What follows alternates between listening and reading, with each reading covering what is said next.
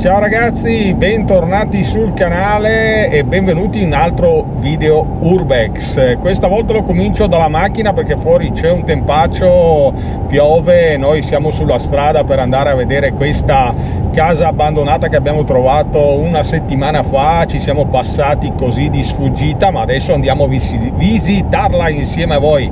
Ragazzi, andiamo avanti, quando arriviamo vi faccio vedere cosa ho scoperto vicino ad Aviano. A dopo!